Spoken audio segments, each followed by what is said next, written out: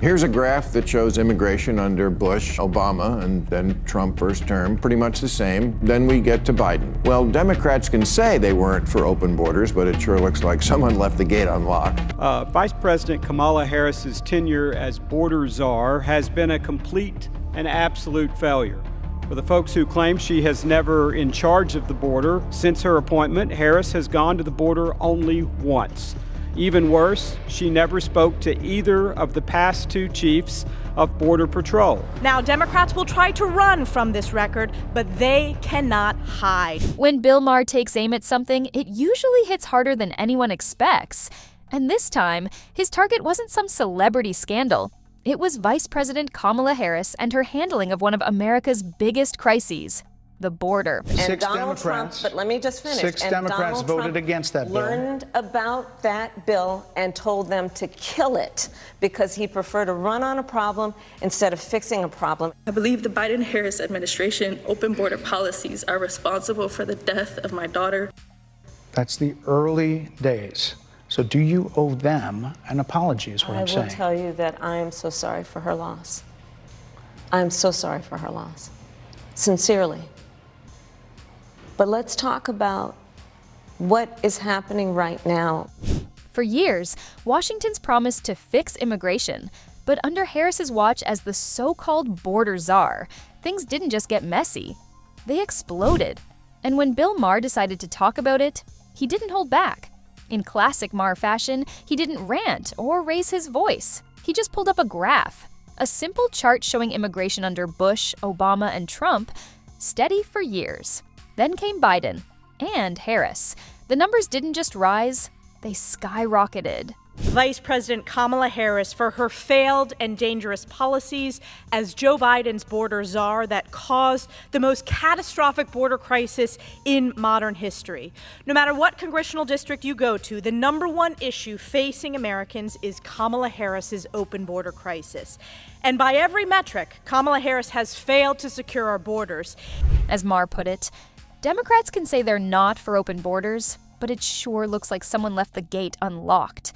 One sarcastic punchline, and suddenly, Harris's leadership, the very thing she was supposed to prove, became the center of one of the most uncomfortable debates in American politics. Because this wasn't just about the border anymore. It was about accountability and whether Kamala Harris ever really had control at all. Now, Democrats will try to run from this record, but they cannot hide. Joe Biden's open border czar, Kamala Harris, and every elected Democrat is responsible for this border crisis. The border crisis isn't new, but the scale? That's what stunned people. For years, immigration numbers moved like a steady heartbeat. Bush, Obama, even Trump. Up and down, sure, but predictable. Then came Biden's first term. According to Customs and Border Protection, migrant encounters at the southern border shattered every previous record. Critics called it a humanitarian emergency. Supporters tried to call it a challenge. But to everyone watching those videos of crowded detention centers and long lines at the border, it looked like chaos.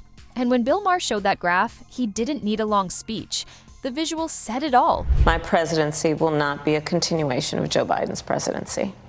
And like every new president that comes into office, I will bring my life experiences, my professional experiences, and fresh and new ideas. I represent a new generation of leadership. Let's all be honest about that. I have no pride in saying that this is a perfect immigration system. I've been clear, I think we all are, that it needs to be fixed. And Donald Trump, but let me just finish. Six Democrats voted against that bill. Learned about that bill and told them to kill it because he preferred to run on a problem instead of fixing a problem. I believe the Biden-Harris administration open border policies are responsible for the death of my daughter. That's the early days. So do you owe them an apology is what I'm saying. I will tell you that I am so sorry for her loss. I am so sorry for her loss. Sincerely.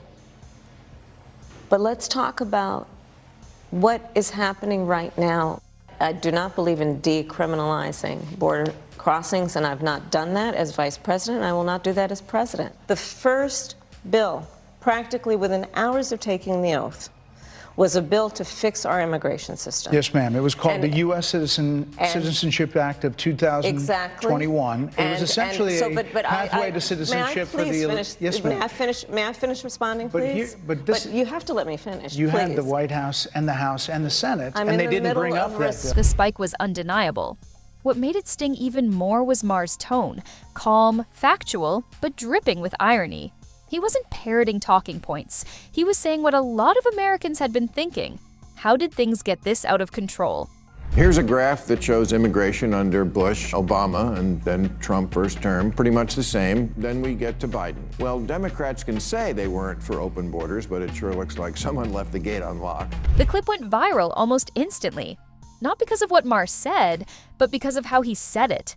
He wasn't angry, he was tired. Tired of watching politicians pretend there's no problem while millions of people can see it on their screens every day. Maher joked that Democrats spent so much time trying to prove they're not heartless conservatives that they forgot how to be competent liberals. And when he turned his attention to Kamala Harris, the so-called border czar, that's when things really blew up. You could feel the crowd react, half laughing, half groaning, because everyone knew exactly what was coming. When President Biden announced that Kamala Harris would be in charge of addressing the root causes of migration, it sounded serious. It sounded like leadership.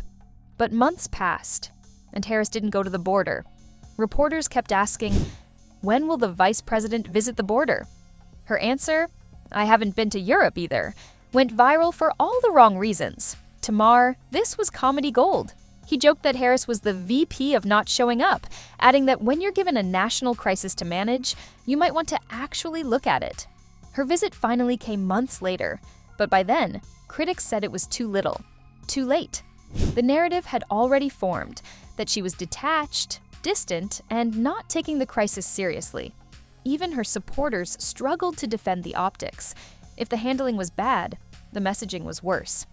In interviews, Harris tried to balance compassion with control. She told migrants, "Do not come." But in the same breath, the administration relaxed enforcement and expanded parole programs. The result? Mixed signals and a flood of confusion. Many speakers pointed out that politics isn't about what you say, it's about what people hear. And what people heard was, "We'll figure it out once you get here." That confusion created chaos, not just at the border, but in the public conversation. Supporters accused critics of lacking empathy, while critics accused the administration of lacking honesty. Maher didn't just stop at Harris. He took aim at the entire Democratic Party for tiptoeing around the border issue. He argued that Democrats are terrified of alienating progressives who see immigration through a moral lens. But by doing nothing, they alienate everyone else. Republicans talk about walls, Maher said, and Democrats talk about feelings. That line summed up the political divide perfectly. To him, the left wasn't losing votes because they cared too much. They were losing because they refused to admit the system was broken. And it wasn't just a policy failure, it was a credibility crisis. Then came the moment that made even Maher's own audience gasp. He said that pretending the border is under control isn't compassionate, it's reckless. Because when the system breaks down, the people who suffer most are the ones crossing it. Families packed into dangerous conditions, children lost or exploited along the way, communities overwhelmed with no resources to handle it. Maher's argument was simple but powerful. Good intentions don't mean much if the results are disastrous. And that's where Harris, he said, failed.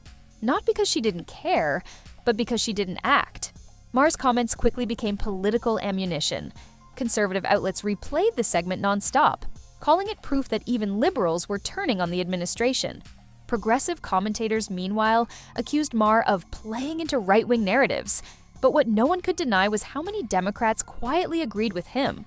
Reports claimed that some party strategists were already distancing themselves from the border issue, calling it a no-win topic. Others admitted privately that Harris's public image had taken a hit, especially among moderate voters. Polls started showing a dip in her approval, and Maher's clip became the unofficial talking point for anyone frustrated with the status quo. In the end, Maher's segment wasn't just about one politician, it was about a pattern. A government so afraid of bad headlines that it forgets to solve real problems. He exposed what many Americans feel, that words don't matter when the situation on the ground tells a different story. As Maher summed it up, You can't say the border's secure when everyone can see it isn't. It wasn't a partisan attack. It was a reality check, one that cut deeper than any campaign ad or press conference ever could. Bill Maher didn't offer easy answers. He rarely does. But what he did do was remind everyone, left, right, and center, that ignoring a problem doesn't make it disappear. It just makes it worse. For Kamala Harris, that reminder couldn't come at a worse time. Because with every new surge at the border and every unanswered question, the spotlight only gets hotter. And as Maher's viral moment proved, sometimes all it takes is one brutally honest joke to expose an entire administration's failure. So maybe the real question isn't whether Maher was right, it's whether anyone in Washington will actually listen this time.